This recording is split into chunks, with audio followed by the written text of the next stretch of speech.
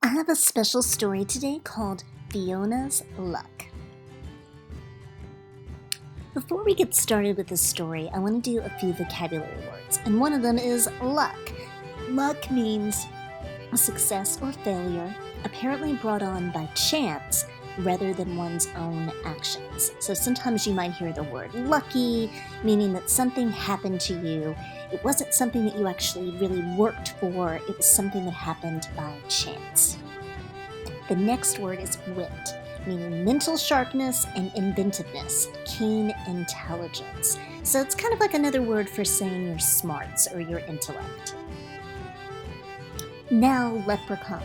A leprechaun is a character in Irish folklore, a small fairy or sprite who wears green and has a sly sense of humor. A leprechaun is typically described as a short old man with a beard, usually wearing a green coat and a red hat.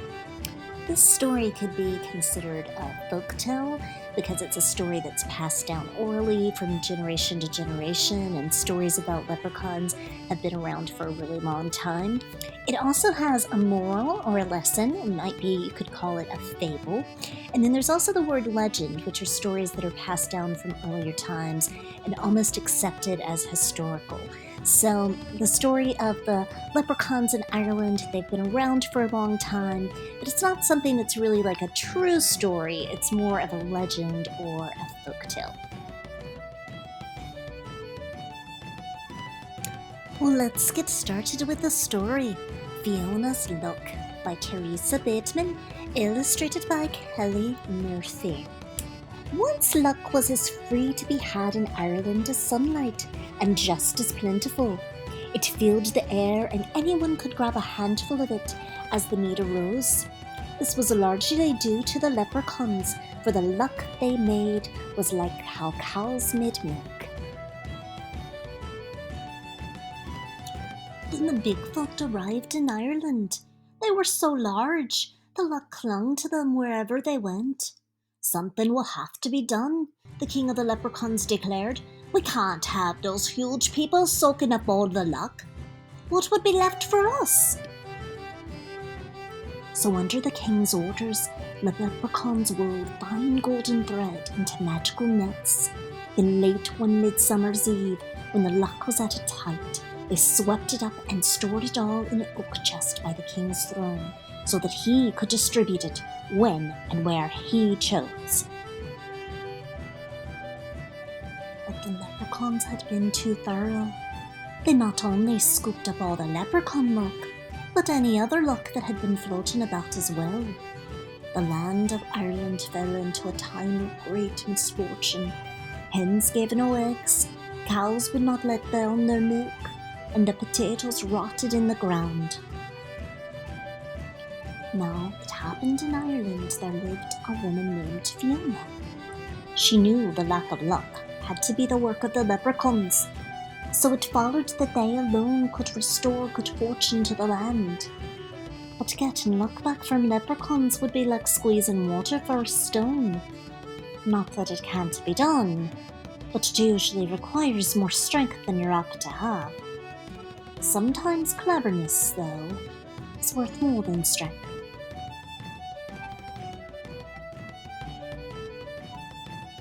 So Fiona took her last coins and used them to buy a cow and some chickens. Then every morning and evening she would take that cow into the barn. When she emerged, she'd be carrying 2 buckets slopping with whiteness.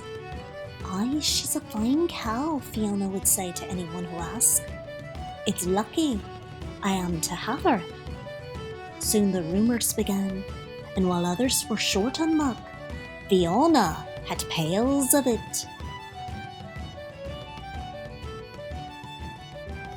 Every morning Fiona would go into the chicken coop and emerge with a covered basket bulging with curves.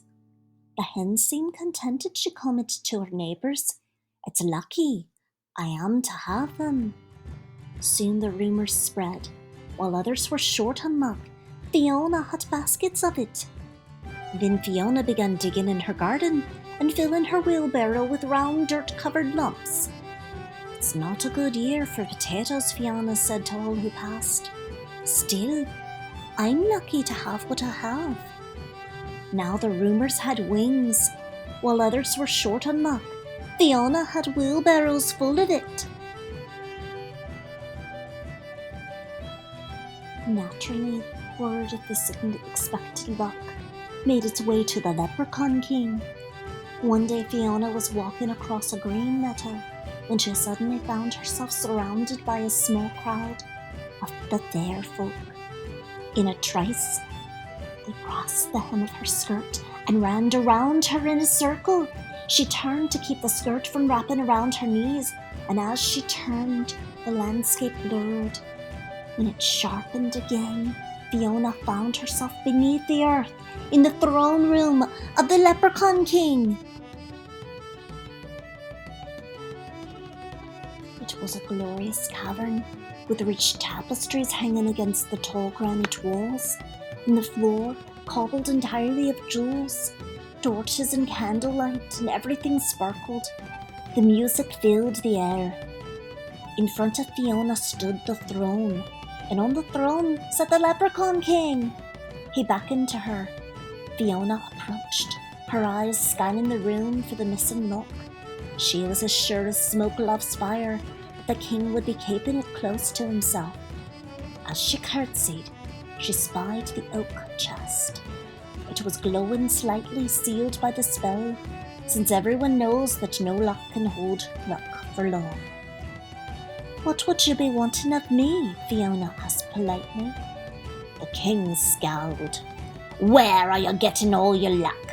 Who's been giving it to you, and why?" he demanded.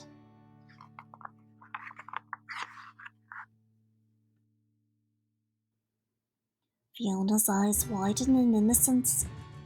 "Have no luck," she declared. "Indeed, here I am, a captive of the leprechauns.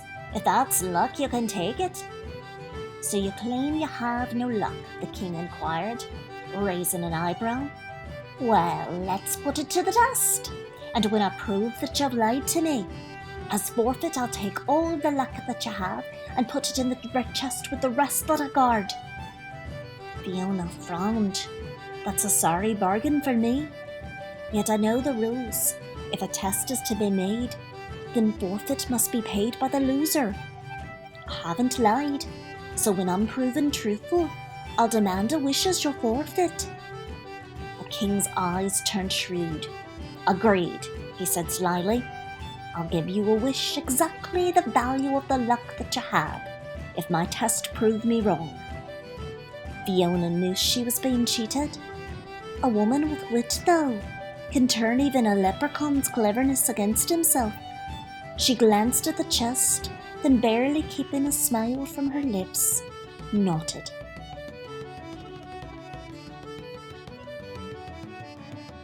So the agreement was made. At the king's gesture, one of his magicians brought out a low table and placed upon it 3 beautiful shells.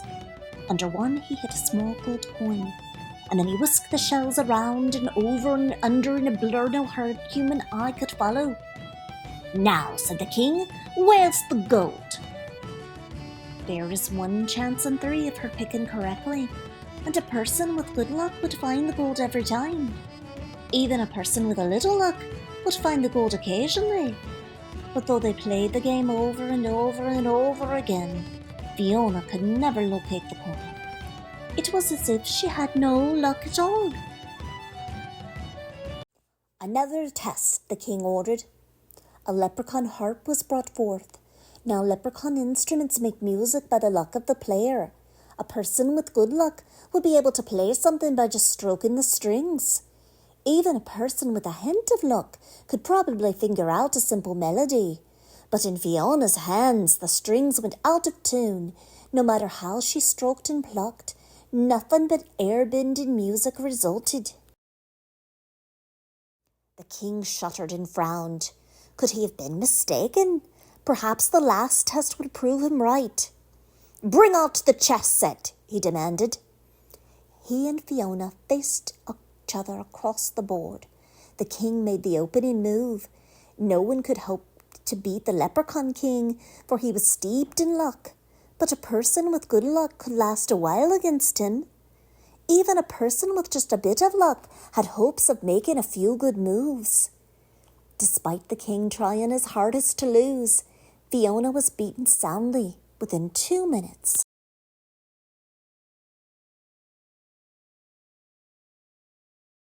The king eyed her in amazement. "You have no luck at all. But what about the milk and the eggs and the potatoes?" Fiona sighed. "If I fill my milk bucket with whitewash, or my egg basket with pine cones, or my wheelbarrow with dirty rocks, surely that's my own business. I told you I had no luck, and I didn't lie. Now I'll take my wish and be on my way."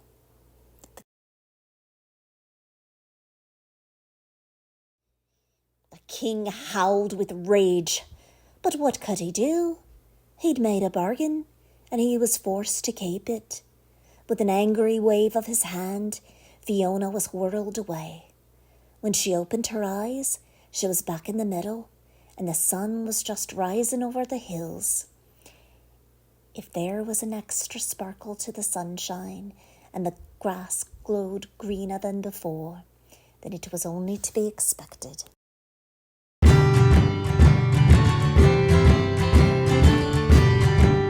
And that is why, from this day to this, you'll always find some luck roaming free around Ireland, for the whole is still in the chest, and the king must keep his promise.